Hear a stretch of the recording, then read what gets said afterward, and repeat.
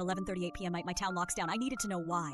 You know the kind of town where everyone knows everyone? Where the local diner serves coffee in mugs stamped with your name, and everyone will lend a hand to a neighbor in need? A place where generations of families grew up together? Well, that is the sort of place where I live. Sure, it is a bit rustic. Hell, I barely have reliable internet. But it is nice enough for us. It's the kind of place where time feels like it's standing still, except for one thing: the nights. The nights here are a little different. I've lived here all my life, and there's no place I'd rather be. Or at least that's what I used to think. This place has its quirks like any small town, but there's a big one that stands out for us. You see, every night without fail at 11:38 p.m., the town locks down. I'm not talking about just closing up shops and less people being out and about. I'm talking about a real lockdown. Doors slam shut and are barred, windows rattle and lock, and everyone knows they have to be inside and stay inside, at least for what happens next. The next part is strange. No one ever sees anything moving out there directly, but we all just know. We just know that somehow something outside is trying to get in. An eerie silence falls over the streets. It's like the whole town is holding its breath. Then in 12 minutes exactly, it is just over. I've always wondered why it happens at exactly 11:38 p.m. People here don't talk about it much, but when they do, they whisper. They say it's just the way things are, that it's been happening for as long as anyone can remember. But I know better. I've seen it, whatever it is. The first time I noticed it, I was still pretty young. I think I was 10 or 11.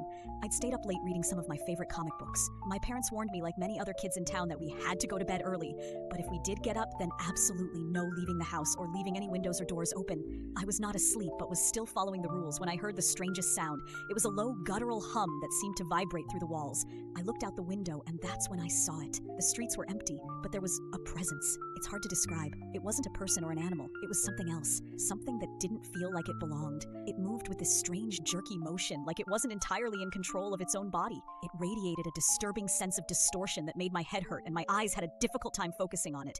I could feel this overwhelming sense of hunger that made my skin crawl. Before I knew it, it was over. It had passed my house, and I realized I had been staring out my window in a hypnotic daze. It was almost midnight, and I went to sleep and did not tell my parents about the disturbing thing I had seen. I didn't see it again for years, but the feeling never left. Every night at 11:38 on the dot, when the town shuts down, I know it is there. We all try to act like it's not. Just behave like we have a strict curfew and that nothing is really out there. Yet the people who are too bold or foolish and think that it's nothing, well, they don't last long. Those of us who are still here know that whatever that thing is, it's out there. Stalking, hunting, looking for anything, an open window, a cracked door. Disappearances are frequent, especially for such a small town.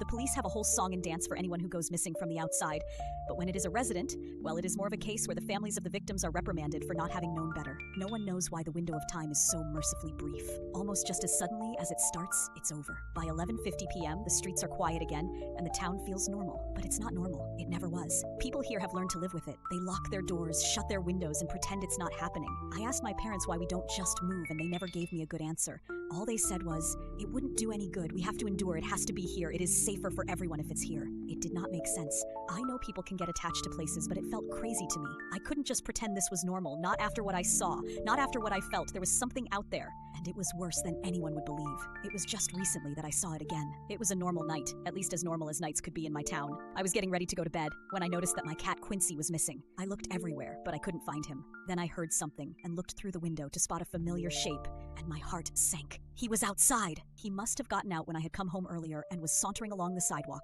clueless to the impending danger. The time was 11:36 p.m.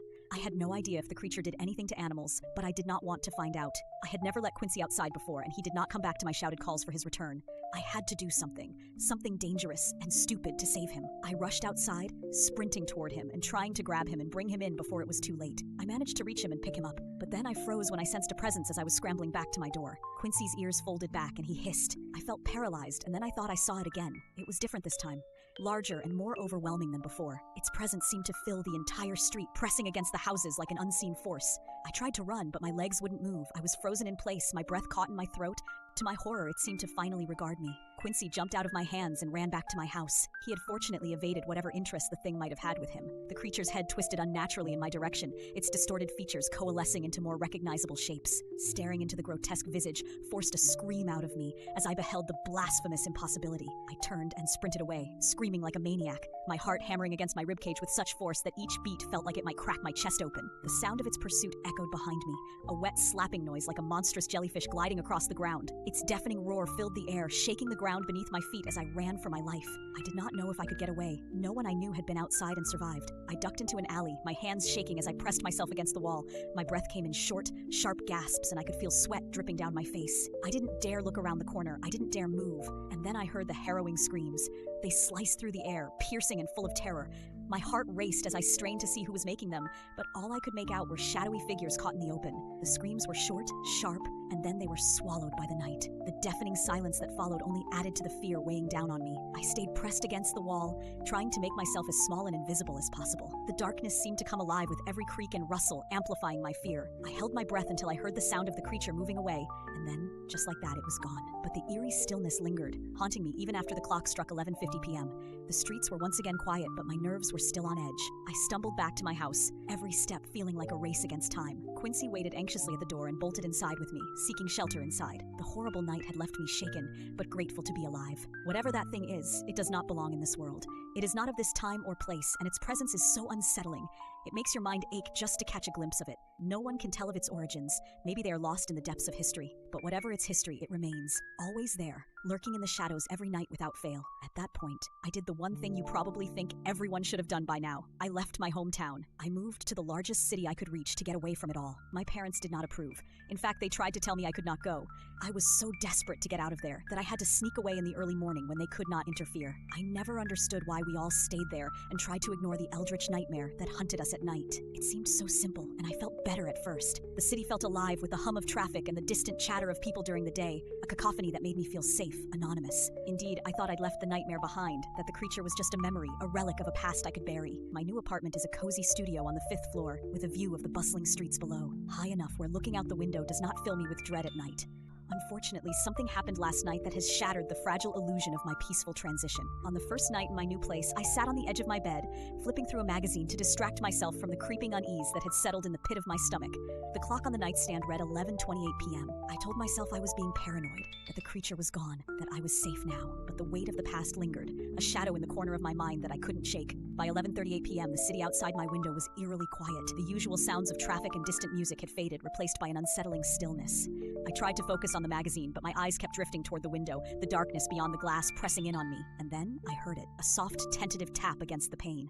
My heart skipped a beat. I froze, the magazine slipping from my fingers and falling to the floor. The sound was light, almost imperceptible, but it sent a chill coursing through my veins. I told myself it was nothing, I was just being paranoid. But then it came again. Another tap, this time more insistent. I didn't move, I didn't breathe. My eyes were fixed on the window, the darkness beyond it seeming to pulse with a life of its own. The tapping stopped, and for a moment there was nothing but silence. Then a faint scratching sound, like claws on glass. My heart sank. I knew that sound. I knew what it meant. Slowly, with my legs trembling beneath me, I rose from the bed and approached the window. My hand reached for the curtain, hesitated, and then, with a deep, shaky breath, I pulled it back. What I saw made me freeze in terror. The creature was perched on the fire escape outside my window, its twisted form silhouetted against the moonlit sky. Its eyes glowed with an unnatural light, and its presence seemed to fill the room, pressing in on me with an unspeakable horror. I tried to scream, but the sound caught in my throat. The creature's head tilted to the side, its gaze locked on mine, and I felt a wave of dread wash over me. It was here. It had followed me. And then, as if in slow motion, its mouth opened, revealing rows of jagged teeth, and it let out a low, guttural growl.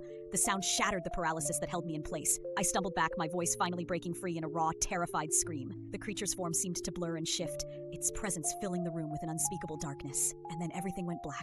I regained consciousness, and I know it is not over. There is no escape from this thing that has followed me. I consider what my parents had said when I asked them why we never moved. Then, with dawning horror, I realized the truth of their words. It is safer for everyone if it's here. They did not mean it was safer for us. They meant it was safer for everyone else. They knew the danger. They stayed to keep it there. Now, in my ignorance, I have made a huge mistake. Somehow, it knew I left. It has followed me here, to a place where over 1 million people will soon know about its existence, and maybe more if it moves beyond that. I am so sorry for bringing it here. I didn't know. Please, for your own safety, stay inside between 11:38 p.m. and 11:50 p.m. By now, it might not be safe wherever you are as well.